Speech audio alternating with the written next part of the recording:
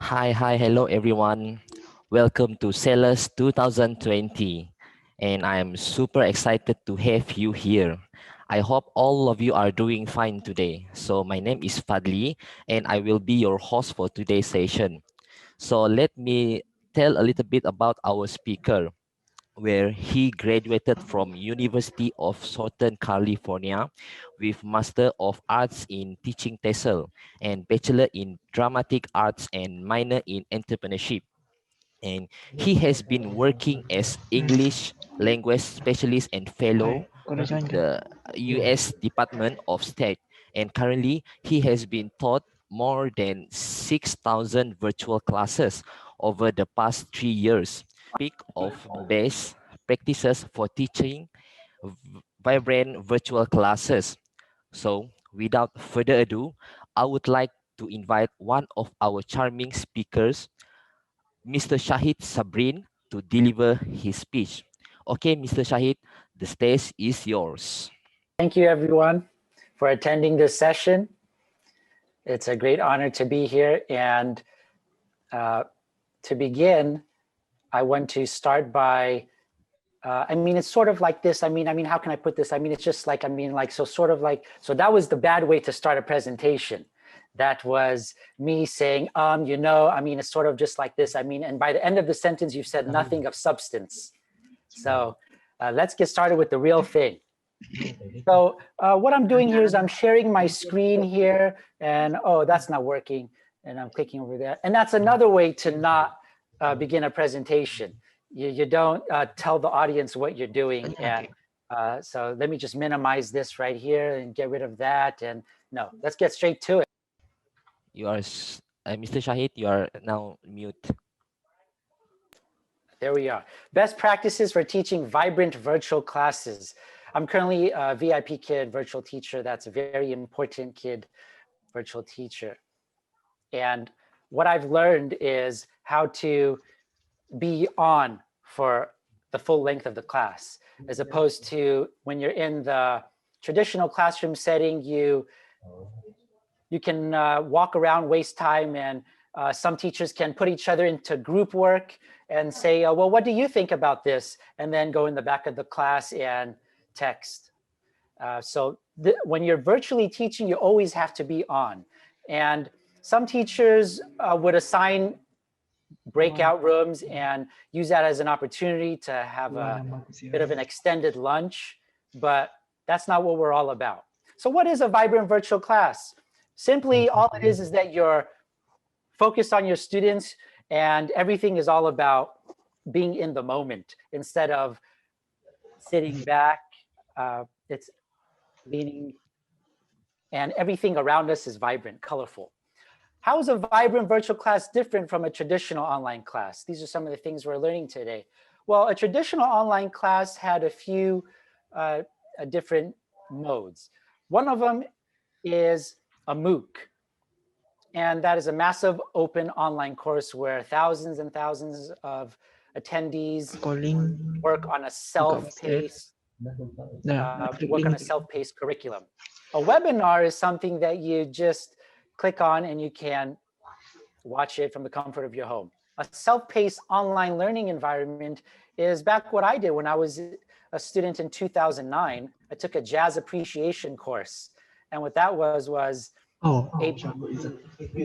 multiple choice questions, watch a video. You have the opportunity to cheat if you wanted to, minimize websites, go to other websites and get the answers for all your quizzes. So it wasn't really vibrant and it wasn't face-to-face. But live and vibrant virtual classes, that's what it's all about. So how do you attract and sustain the attention of students in a virtual setting?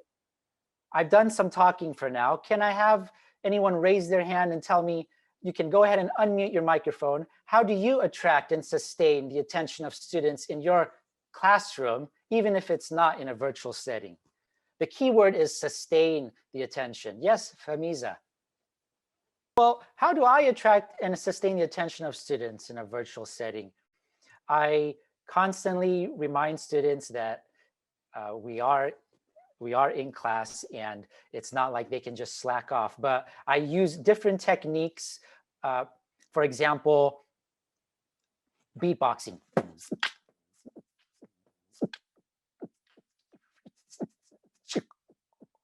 So just as a transition or something just to get them up and awake. So today we'll also go over what are some key tools for engagement and how do you keep the momentum up in yourself and students. This session, I have to say, is not about so many websites. It would be boring to come to a session that says you need to try this new tool or you need to try this new website, because really we all know the websites and we all know the tools, but we just don't use it because it's not relevant to us. So the best thing I can give to you in terms of attitude advice for this session is, if you come across something that you feel, oh, this isn't going to work for my students, or that's too bold, or that doesn't make sense, or sure, that works in the USA. So to begin with, we don't have to focus on the tools for the delivery. When it comes to best practices for vibrant virtual teaching and what is the digital content that we're using, you are the digital content. So sorry if I disappointed you, but you are the digital content. Everything starts with you. Focus on your delivery and the way you teach, not on the technology that you use to teach. Start with yourself. Everybody has a story to tell. Everyone is well-versed in something, and everyone really is an expert at something. So there's no need to belittle yourself, say that you're just a master's student, you're still working on your diploma, you don't have many years of experience. Everyone has some expertise in something. Whenever you're good at, there's someone out there that isn't good at it that can take what you're using and benefit themselves. So start with yourself. So a lot of my content comes from my experience being an actor in Los Angeles.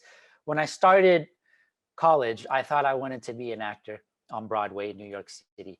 And then I saw a flyer that said, use your acting skills to teach preschool students literacy skills in disadvantaged and low-income neighborhoods. And I gave it a try, and then I fell in love with teaching. And I realized that acting is teaching and teaching is acting. When you're teaching, you're on stage and you cannot bring your baggage from home and whatever bad day you've had, because students really pick up on that. And they know when you're having a bad day. They know if you're taking out all your frustration on them. So we're all actors in a sense. We act different with our grandpa. We act in a different way with our grandfather. I know that with some of my family members, I tense up a little bit if I haven't seen them in a long time. But with others, I'm more relaxed. So keep in mind, we're all actors. We don't need to go to a workshop on acting. So to begin with, we need to let go of bad energy. And teachers can use this technique as well as convey it to their students. Bad energy and nervous energy is all about coming into the room feeling like you can't do it or you haven't prepared enough. Well, the fact is that over preparation or preparing so much is what's going to get rid of the bad energy. So before we get started, I do with my fellow teachers, and I invite you to do with your students, and even do it right now. When you're at a workshop, turn and complain.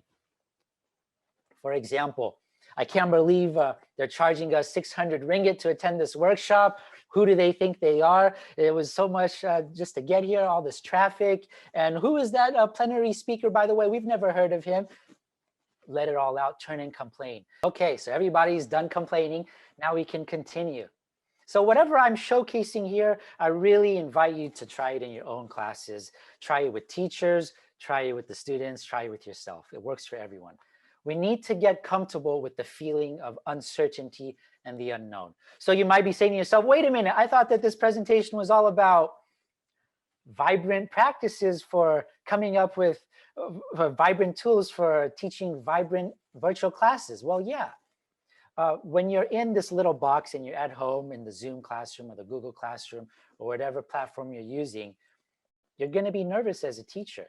So you need to do this as well as your students. And if your students see you doing this and that you're upfront and vulnerable, openly vulnerable about it, they're going to be on board with you as well. There's no need for this hierarchy where the teacher's at the top and belittling the students and pretending like the teacher doesn't feel this way at times as well. So we need to get comfortable with the feeling of uncertainty and the unknown. Some teachers are 60 and 70 years old and they're still embracing the technology. Some are 60 and 70 years old and are already experts at the technology. But we don't need to feel like we are left behind. These are uncertain times, and with uncertainty, it really is a blessing because it paves the way for you to do things in a fresh way. And you're not expected to know it all because everything is new. Does having a camera on guarantee engagement? If you make it mandatory for students to have their camera on, sometimes it may be like you're putting them in front of the class and you're saying, it's your turn, you need to speak, you need to go in front of the classroom. I don't care if you don't have your speech prepared. It really is the same thing in a sense. Maybe they're having a bad day, a bad hair day. They haven't had their breakfast. Their parents have been yelling at them. They haven't done their homework. The dog is barking outside. And then they're expected to be on camera for 6 hours a day. And it's worse than them having to come in front of the class and voice their opinions. So it all depends on what you want as a teacher. I do understand both sides of the argument. It is torture sometimes because it's like having them speak when they don't want to speak and you can't force it. Some students are still in the silent phase of learning English. And I do understand the point of view where, well, then it's like you're just talking to yourself and it's like a webinar. How are you going to interact with the audience? I can't even see the facial expressions of the attendees right now. So it all depends on what you want for your students. There's no correct answer. So look at this. This is me teaching students in all across Egypt, and they only turned their camera on when it was time to take a picture. But for 3 hours, 3.5 hours, I was teaching to one student, really. Everyone was on board, but you never know what they're doing if they're really actively engaged until you say, please unmute your microphone. So that's something that we need to consider. There's no correct answer. So it's going all around the world. People are going through the same thing. Should we turn on cameras or not? So a lot of professionals say that, well, this is the age of the digital natives. They are the millennials. They were born with iPads and all of this. Well, not really. A lot of rural settings don't have this sort of technology. And even schools in the US, some of them are lagging when it comes to that. I'm clicking my chat box. Okay, yes, of course. Thank you for being on board. So the age of the digital natives, not really, because even though they are exposed to the technology, they really aren't digital citizens. Because if you just take a look at their history tab, I'm sure if you give a Chromebook to your child, unless they are really disciplined, and you leave them alone for 6 hours to be on the internet with their teacher, and then you go to their history tab, I assure you, you're going to see lots of YouTube junk, lots of cartoon watching and stuff that's irrelevant. So just because they are used to the technology doesn't mean that they're going to be responsible digital citizens. So we need to teach them how to do that. We need to remember that technology is a tool, but we are the teacher. Technology cannot replace ourselves. Now we're gonna panic as a teacher, or we can come in and embrace the technology. So some ways that teachers panic are feeling undervalued, underprepared, overworked. How do we combat that? Some ways I combat that is through coming into the room. If this is an actual classroom, I come into the room before the students have reached. I never want the students to be there before myself because I feel like I'm the actor. I need to get to know the space before the students get to know the space. Go around as an actor, touch the walls, touch the desks, get familiar where the whiteboard is. If I'm a substitute teacher, where is the eraser? Where are the markers? Stand in front of the board and reflect and think to myself, where else can I stand in the classroom as opposed to just standing like a dictator in front of the board? Can I vary my position, go to the back of the classroom, walk through the rows? So everybody panics in a different way. Just type in the chat box for a few seconds. How do you panic as a teacher, whether it comes to in virtual classes or face-to-face in the actual classroom. Type in the chat box, how do you panic if you do panic? I'll stop sharing now and take a look. So here's to start with. We need to fail big first. What does that mean? We need to fail big first. Well, we need to make it okay and welcome mistakes. For example, if you're going to have students give a presentation in front of the class or in the virtual classroom, allow them and invite them to completely do something that they know is not proper. Why? Because then when they fail, they're gonna think to themselves, well, I've already done my worst, so what could be worse than this? For example, allow me to demonstrate a speech. Hi guys, my name is my name is Shaheed, Sabrin, and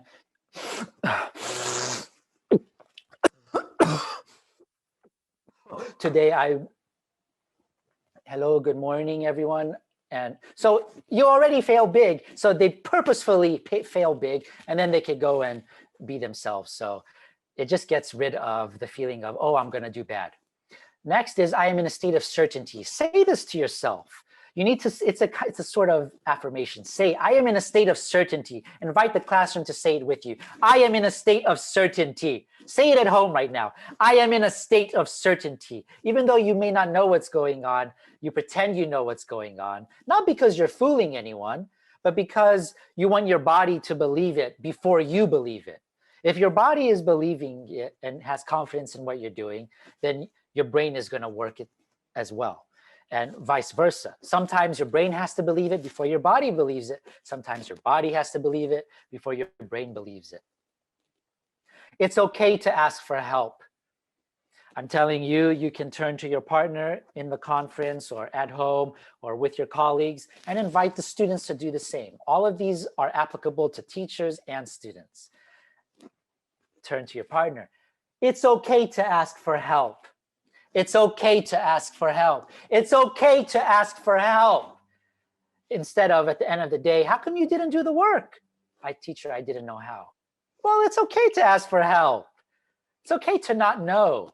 So when we get that out there, then they will realize that it's okay to ask for help. A language of freedom. English is a language of freedom. And that doesn't mean that English is superior to other languages, but it just means that if we look at the language of aviation, the language of flying airplanes and helicopters, they communicate in English in the control room. If we look at how many scholarly articles have been published in the field of medicine or business, it's been in English. So stage presence, just like in the classroom, what are we going to do in the virtual classroom? Well, in the actual classroom, we will have proper posture. In the virtual classroom, we won't be slouched, and we will let the students know, we won't say, can you please sit up? Instead, we can say, you look nicer when your back is straight. You look better when we can see your shoulders. So 3/4 of the body, shoulders, and straight back. Visual aids. What visual aids are we going to use when we conduct a virtual class? Well, really, you don't want to get too bogged down with the visual aids, because visual aids are not just for the fun of it. Visual aids are, you're relying on the visual learning to recall complex information. So if you can't put it into words, maybe you can put it into a visual cue, or you can put it into a picture. So just because you have a picture doesn't mean now you need a picture with words. Sometimes the visual aid, the picture is all that you need. When it comes to volume, our intonation is important. So instead of speaking like today, we're going to be talking about this, and it's very fascinating stuff. And we need to vary our intonation, because English is a language. English sounds like jazz. It's 1, 2, 3, 4, 1, 2, 3, 4. Instead of hi, how are you doing? It's hi, how are you doing? Nice to meet you. Nice to meet you. So it's all about intonation. As a teacher, we can do that. Clarity. So we want to stay away from, yeah, so we're gonna do this.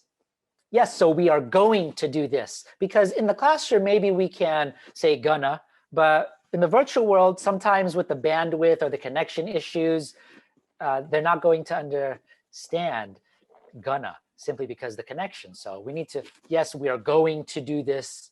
We need to enunciate our words and over enunciate sometimes those facial expressions, those facial muscles.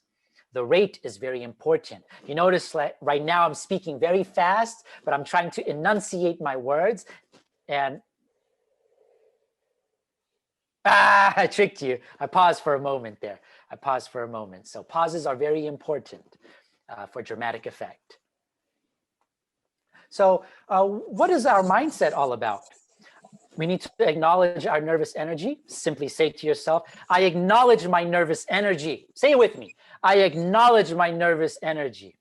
And harness your adrenaline because it's the fight or flight response. So our hearts are beating fast, whether we're a participant or we're just or we're a speaker. Everybody has adrenaline that gets out of control.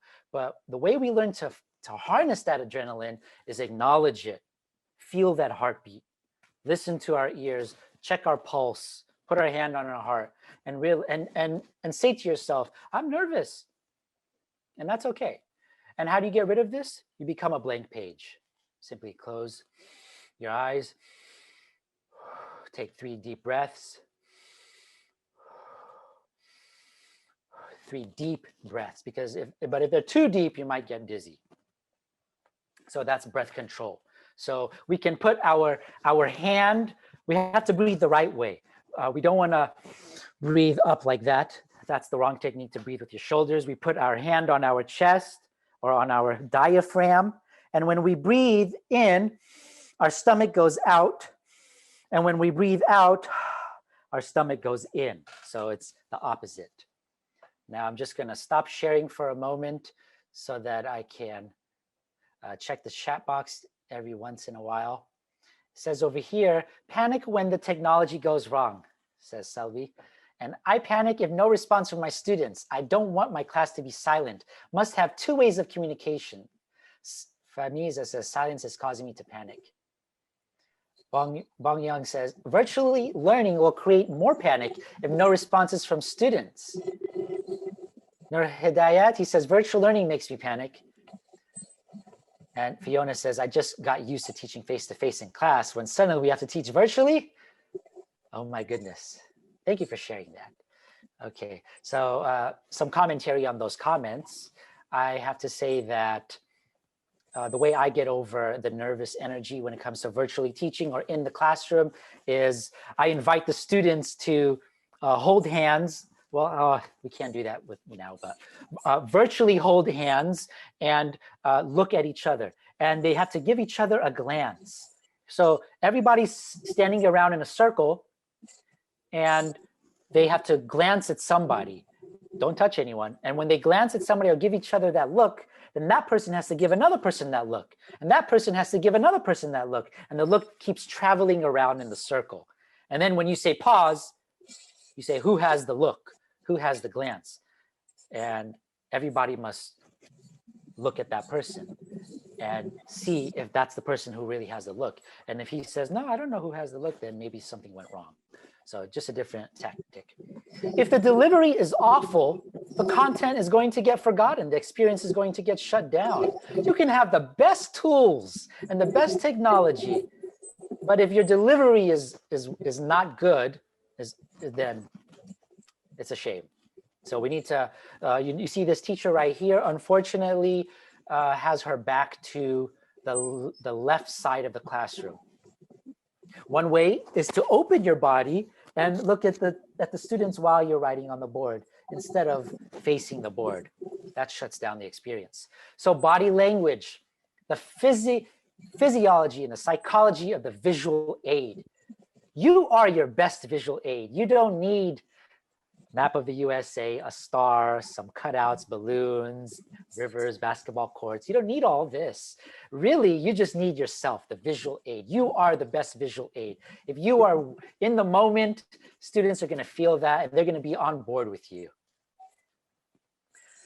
A boring teacher equals a boring class, and a boring class is going to equal poor attitudes. So my best advice is not to change your personality. No, some people are soft-spoken, some people are introverts, some are extroverts. Not asking you to change your personality.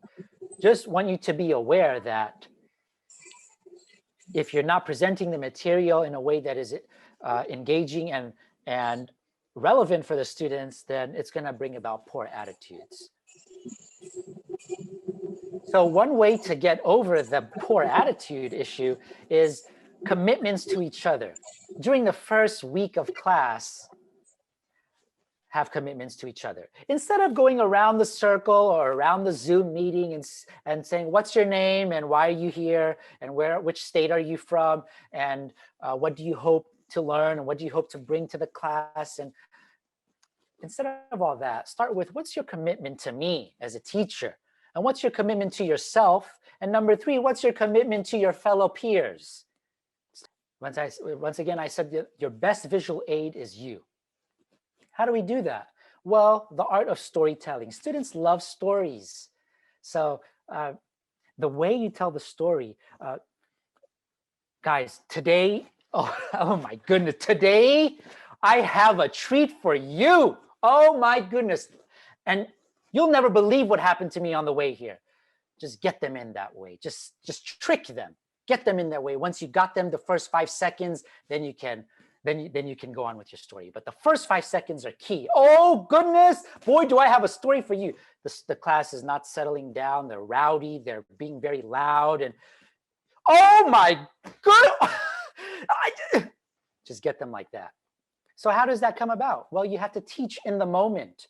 Whatever your syllabus was all about, sometimes you have to veer off of the syllabus. You have to switch gears and you have to teach in the moment. Maybe it's not working for them. This particular student in South Korea, his name was Rian. He's in the yellow jacket right there. We were teaching cause and effect. And on the board, I had cause and effect. This is in Busan, South Korea. And all of a sudden, he interrupted my class and he said, me don't like teacher. Teacher very, very ugly. I said, why? He said, because teacher have ramen noodle hair. And I have curly hair. And I said, well, Rian, I'm happy that you said that because today we're talking about cause and effect. And we want to know why you don't like the teacher's hair. What is the cause for you not liking the teacher's hair? And what is the effect on my feelings? How do I feel? And the whole class went silent. And it's like, ooh, you got it now. So teach in the moment. We have to get what the students are saying and how they're reacting. Sometimes we have to move away from the plan. The art of communication implies spontaneity. So if we're teaching English, we can't expect everything's going to be predictable with our lesson plan and really with the way the students are responding. Because if all responses were predictable, there would really be no need for communication. Now, I ask you, and I really, really want you to answer this question. How likely is it that it's a rhetorical question, answer it to yourself. How likely is it that an entire class is unresponsive, lazy, and boring? I don't think so. We can't go to our teachers' meetings and complain to the Ministry of Education that it's not our fault. It's not our fault. The teachers, the parents, the students, everybody plays a role. But really, how likely is it that an entire class is unresponsive, lazy, and boring? You say, oh, those kampong kids, they don't know what they're doing and they don't want anything to do with English. Yeah, sometimes they are looked down upon by their peers for speaking English. Like, oh, you think you're cool just because you speak English? But that's not always the case. So we cannot take one case and act like it's the entire classroom. So we need to remember that our first impression and closing impression, it's never going to be forgotten. Students are always going to remember how you made them feel when you came into the classroom and when you left that classroom. It's very important. When we sign on into the class, we're present. Next over here, our log off. Not, okay, do your homework, okay, and see you next time. No, we want a strong log off, a strong sign off. Give them a lasting impression, give them some words of encouragement, highlight a student's work, give them something to take away instead of, well, it was nice seeing you, see you next time, because they're going to remember that. So I know that a lot of this is common sense, but it's not common practice. And some of you guys really don't even need to be in this session because it really is too common sense. But we all need a reminder, and it's not common practice. Now, our physical position is very important. We need to break the barrier. We need to break the barrier when we're in class. Once this whole pandemic is done with, 2 years from now, maybe we can go back to coming down to a student's level instead of always distant and, okay, what do you have to say? What do you have to say? But in the virtual classroom, how do we break the barrier? Well, through breakout rooms, which we'll get to soon. Eye contact is very important. As you can see, I'm not looking at the camera right now. I'm looking at some of the participants. I'm looking at the chat box. But we need to be mindful of where we're looking because eye contact is, you cannot fake that. If you're reading from a script or you don't know what your next word is, the audience can see it. So right now you can see that I am looking at something else and I'm playing around with my mouse. You can see that. Eye contact is important. So don't fix yourself on your so-called best or worst students. Don't say to yourself, well, this year I'm gonna take you all the way to the state competition because you're the best student. Or this year I'm gonna focus on my worst student. No, we need equality with all the students. And how do we do that? Well, we change up the breakout rooms. So instead of putting all the students in the same breakout room all the time, we can change it up. We can have different ways to change it up. For example, if you woke up from 6 a.m. to 7 a.m. this morning, raise your hand. And then you note it down in your notebook. And then you put them in a group. If you woke up at the last minute and you didn't even have time to eat breakfast, raise your hand. And then you put those in a certain group. So it's not that you're singling out any students. It's just a fun way to divide up the work instead of the boring, your eye color, your birthday, how tall you are, because sometimes that can be a little bit too over the top and students may feel offended. Like, what do you mean? You want the tallest in that group and the shortest in that group. It doesn't make sense. So PQP, point, praise. We highlight a point, we highlight something that went well with the breakout group. When they all come back to the main session, we highlight what they all did very well. And then we ask a question, for if we didn't understand something, we don't say, this will never work. I mean, how could you say that? We ask a clarification question. What did you mean when you said that English does not need to be learned by all students? And then we go to a point of reminder and we connect it to something. Like, oh yeah, that reminds me of when I was a child. So the students feel like, oh, it's relevant to you. Well, then that's all that matters because I have the teacher's approval. So this is all about feedback. Give a point of praise, ask a clarification question, and end with a reminder of how it correlates with your own life. And most importantly, don't degrade the student. You didn't do it, you didn't stick to the rules, it's just, no, don't degrade the student. So in the actual classroom, oh, by the way, this is in Sarawak. By the way, we don't want to, okay, so get into groups and I'll come around in 20 minutes. No, I'll be coming around to listen, laugh, and guide. So all that says is that you're going to come and interact with them. You're going to enjoy what they're learning and negotiating with each other instead of, okay, group work, and I'll see you in 20 minutes. No, because then they know you're just on your phone or you're setting up or preparing for your next session. Now, in the actual virtual classroom, we could use the same thing. I'll be coming around. I'll be popping in and out of your virtual class breakout rooms to listen, laugh, and guide. And if you have a question, don't be afraid to send me a direct message. So here's some breakout room advice. The need for relationship building between students, it all starts from there. If we cannot expect new students or even new teachers to come into a breakout room and just automatically just start discussing things. you think it's hard for students. It's also hard for teachers to just ask each other questions out of nowhere. So we need to build the relationship first during that first week. How do we do that? With some wonderful icebreaker questions. And I have to give credit to Jennifer Rodriguez, teacher in the USA, who gave me these ideas. She said, and some of these are old, but she reminded me of them. 2 truths and a lie. So this, before you actually get to having the students do the group work in the breakout room, you ask them to go over perhaps just one icebreaker question. And then the next day, the next icebreaker question. So every day you have a new icebreaker question before they actually get down to the real work. So the first one, 2 truths and a lie. Yeah, my name is Shaheed, and I have lived in South Africa. I've lived in Egypt, and I've lived in Morocco.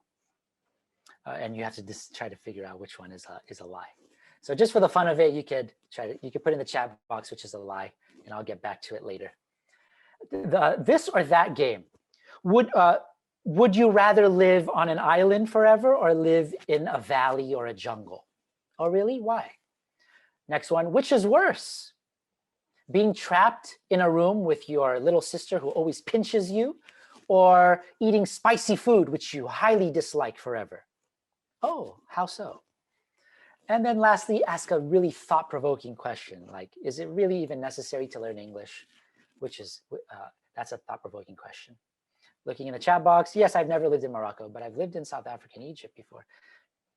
Okay. Breakout rooms advice. So here's some more advice. Everyone turn on cameras and unmute before starting the breakout rooms. So instead of doing the breakout rooms, first tell everybody, turn on your cameras and unmute. Because when you get into the breakout rooms, it's going to take some time, like maybe 3 minutes for everything to get activated. And you're going to be seeing on the screen, it says connecting to audio, connecting to camera. Next, give access to the instructions elsewhere. So if I give instructions right now in this room, it's going to disappear once I start the breakout rooms. In case you didn't know that, it actually disappears and they don't have access to those instructions. So perhaps put a Google Doc and send the link to the instructions for what you want them to do while they're in the breakout room. Next, expect students to return with a response or product. Don't just put students in a breakout room just for the fun of it. And they have to come up with some kind of quality product or a response. And by the way, you don't have to have all groups present on that day. That would be boring. And you don't even have to have them all present the next day. You could switch it up. Google document. When you do decide to have a Google document to document the work that's being done in the breakout rooms, make it a point to have each student use a different color, because that way you can track their input and you're not having one student do all the work while the other students are just having their camera off. So put that as a rule from the beginning, have different colors for different students when it comes to the Google document. Oh, yes, you said Google Doc. Okay, yeah, explore it later. Yeah, I can send info on that later. So now it's time for one of our polls. Go ahead, our moderator is going to input our poll right now. And let's see what you guys have to say.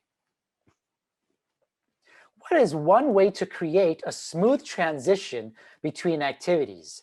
Restart the class platform, use a breakout session, or use music. And right now something new is happening. So I'm going to share the results with you guys. And you can see what your fellow teachers had to say. Thank you for contributing to that poll. So now we're transitioning and we're moving into a new part of our session here. I've done a lot of lecture on what good virtual teaching is, the do's and don'ts, and now we're moving on to some actual tools. So let me play this right here. I think it's going to play in 5 seconds. Oh, there it is. What do you think it is? It's coming. Wait for it. Here we go.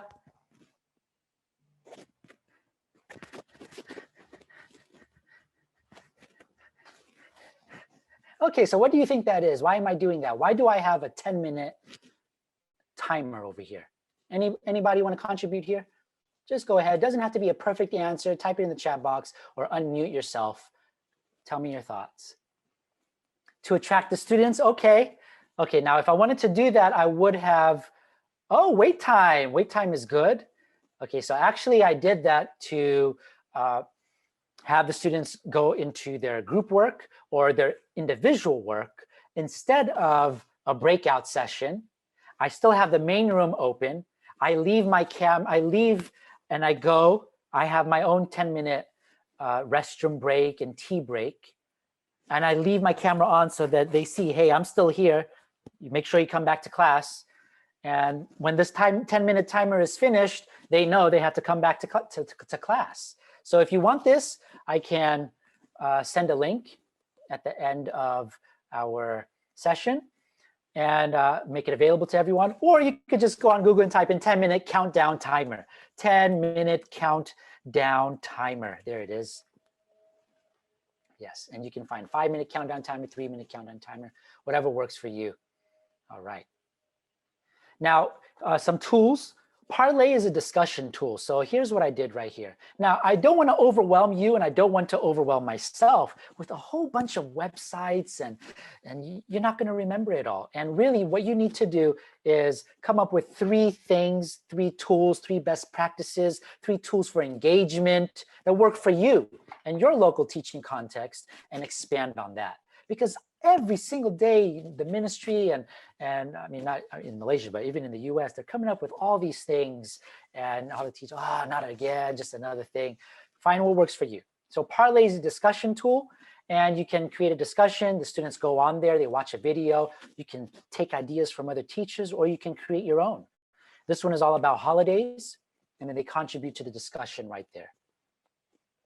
Padlet. Of course, you know this, but it's good to have a reminder and what I use it for. Flexible, colorful online whiteboard.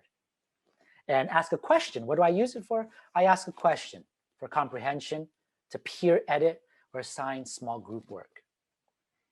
I use my storybook to create storybooks. So if I have a writing lesson, we can build comics and we can build characters and we can expand upon the thesis statement, things like that. And if this is too fast for you, don't worry, it will all be available soon. Once again, 10-minute countdown timer, Parlay, Padlet, my storybook. And this is being recorded, by the way. And freesfx.co.uk. This is where you can get free sound effects. You don't have to sign up. You don't have to give your email address, none of that. That's what I love about it. You need to get a specific sound effect to use in your virtual class or in the classroom. You can download the MP3 file right here. Flipgrid, we all know this too, but what do I use it for? I use it for introductions at the beginning of a course to have students tell me and tell each other what they expect from the course. And also to practice pronunciation and tongue twisters. So everybody gets on there and I put a tongue twister, for example, unique New York, unique New York. You know you need unique New York. And then we clap. Unique New York, unique New York. You know you need unique New York. Unique New York, unique New York. You know you need unique New York. And whatever tongue twister you make up or you get from the internet is fine. So that's just 2 of the ways I use it. This is actually from the Flipgrid website. You can use it for project demonstrations, daily video journals, flipgrid.com, and you'll see the same infographic. Bitmoji, very popular in the last 2 years. Create your own personal emoji. And that's fun because a lot of times we try to make it on purpose to not look like ourselves, just for the fun of it. So this doesn't exactly look like me, but I tweaked it a little bit just for laughs and giggles. So there I am. And why did I do this? Well, a lot of teachers are already familiar with this, but once again, adapt for your local teaching context and use it as a reminder. So this right here is a Bitmoji, and you just go to Bitmoji in Google and you can create it in 5 minutes. And once I have my Bitmoji, I can create my Bitmoji classroom. What do I use the Bitmoji classroom for? I use it to have as my main backdrop in my virtual classroom, or even in my real classroom as the starting slide in my PowerPoint. So in this particular situation, I have what the students are going to learn for the day, what they're going to be able to understand, what they're going to be able to take away, what we're doing for the day, the agenda. And then you can also make it clickable. They can click on the books, they can click on the rug, click on the whiteboard, and it can lead to different links. So if you're in the virtual classroom, you can use it to where instead of giving them so many websites that they have to complete for the day, just give them this one slide and they can click around and find all the things you want them to do. Or if you're actually in the physical classroom, have it up on the board before they even walk in. You have it up on the projector and it's like, oh wow, I can see something special instead of a boring whiteboard.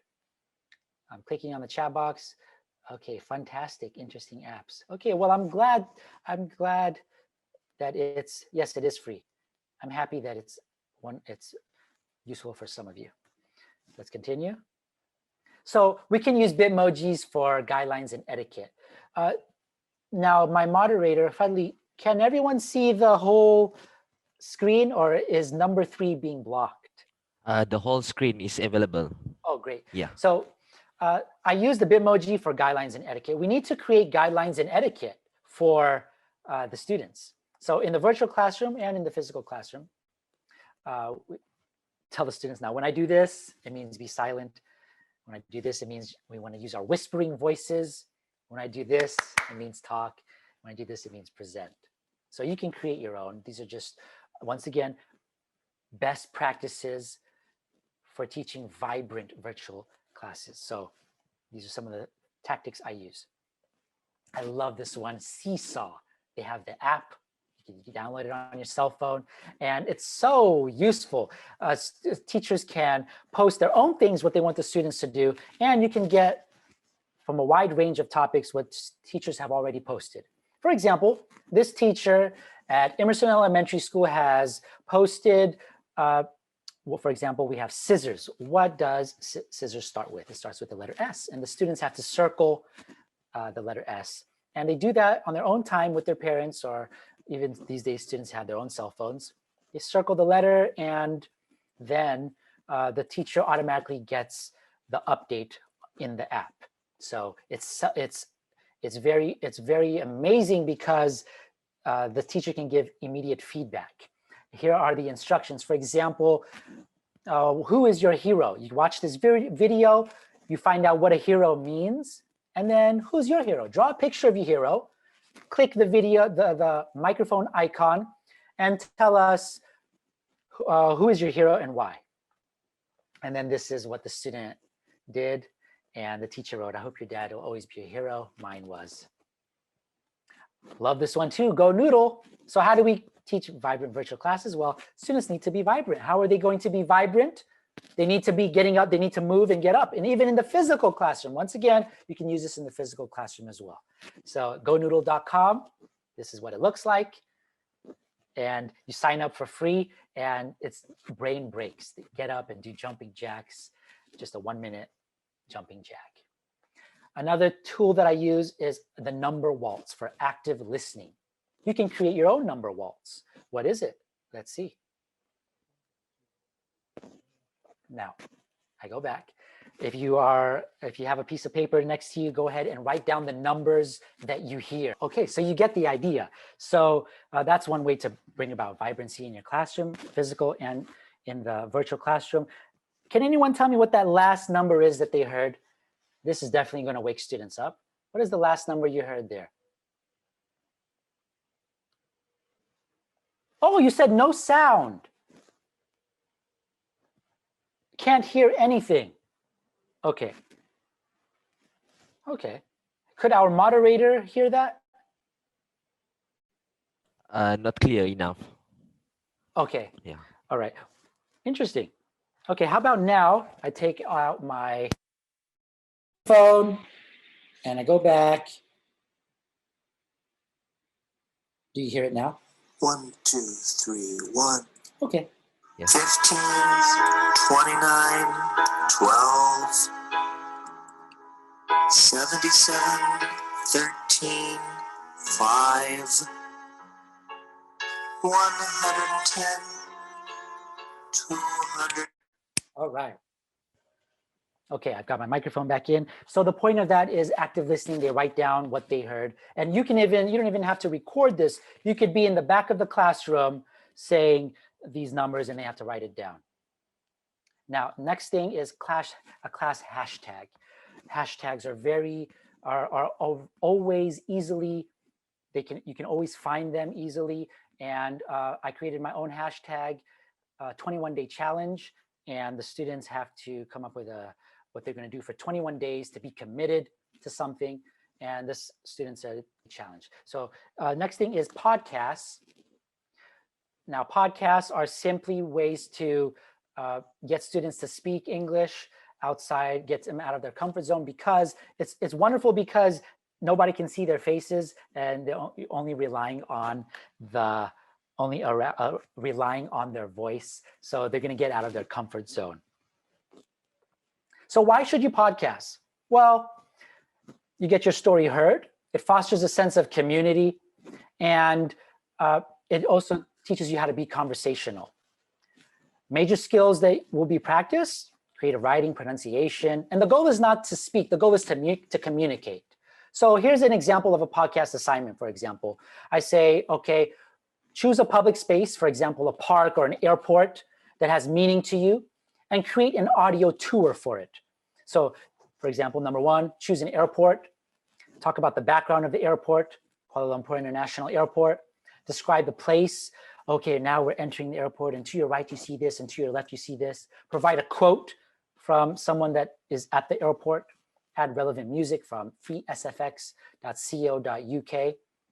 and record the podcast. Now, how do you do that? You download Audacity. Now, podcasting is a whole nother episode it's a whole nother thing, podcasting. This is just to pique your interest, to give you an idea. And I'm always welcome to messages and feedback and giving you help via email.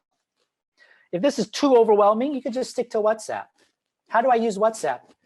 Well, we can create audio journals, practice pronunciation. For example, I'll create the group in the classroom and say, everybody, so I will say, for example, I'll type the word photography, and then they have to go ahead, and everybody has to voice record into the WhatsApp group photography. So it's not obviously photography, it's photography. Another one that is a good one, develop instead of develop. There's no devil in develop. Develop. So it's a great way to practice pronunciation. Contagious laughter. Everybody get around in a circle, and I'm going to start laughing. When you hear the person on the side of you laugh, you start laughing as well. Here we go, guys.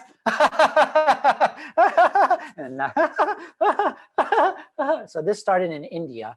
It's called yoga laughter, and it's all about just getting everybody laughing just for the fun of it, because we get those endorphins going and get everybody in a good mood. Another transition, music. Here we go. Transitioning. So we can, oh my, Justin Bieber. That's another way to get the attention of students when you're transitioning, or call out another famous person that lives in the country. So when we're viewing other people's videos or listening to other students, we don't want to put them down, and we don't even really have to praise. We just have to observe and try to take what we can and adapt it for our own context. Can we get that other poll up right now, Mr. Fadli? So what I did over there was this student was asking me daring questions, was sitting on the toilet, taking the laptop in the bathroom. So to get her attention, I did that, and whatever I could use, I just used props and went off track to try to get the attention of the student. Is this Meg? It's Meg? TPR, I'm using TPR, total physical response. Is this Meg? Going overboard, because when students are learning a language from the very beginning, they need to be able to see it physically in order for them to actualize it in their minds. Here I am using a little bit of humor and sarcasm.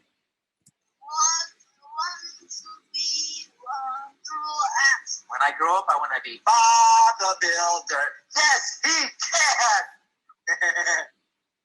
Do you know Bob the Builder? Yes, I've seen. I am so small. I am no Bob Builder. You're not so small. You said I am so small. You're not so small. I'm 3 years old. You're not 3 years old. You said you were 10. Bob, don't play games now. You said you were 10. Now you say you're 3. So I'm using sarcasm, which is hard for students to understand at times, to keep the attention and the momentum going. Here we go. 1, 2, 3.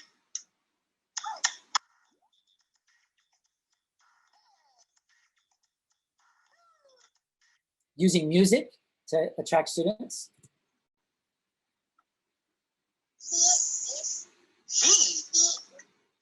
So when it comes to error correction, over-the-top expressions, he, to really focus on that grammar point. Now this one has no audio. As you can see there, if I did my job right, you would see that I'm saying, hey, that's not me. So facial expressions over the top, you know, sometimes because it really wakes the students up.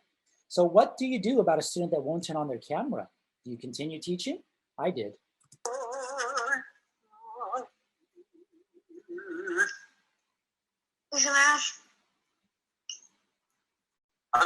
What? Did you say? So I'm in a sort of way making fun of the student. He's supposed to be reading "Where is my lunch?" but he's saying trying to be funny, and I'm meeting him where he is and saying, "What did you say?" and letting him have a little bit of a laugh.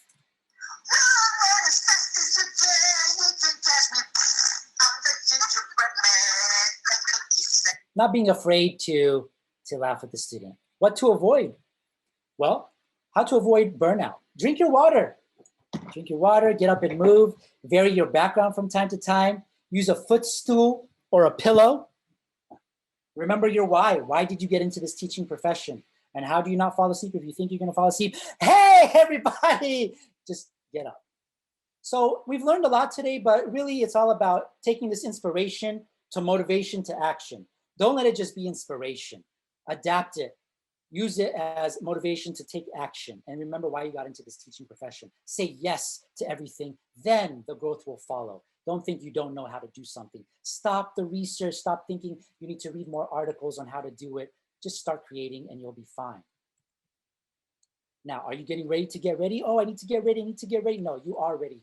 Take action. Whatever is already at 85%, do it, launch it right now. And remember that emotion is associated with learning. You don't need years of experience. You don't need all these images. Start with yourself. You don't need technology. Don't overwhelm yourself with the tools. Select a few relevant ones for you and go from there. Hey, you have a nice one, okay, guys? You have a nice one.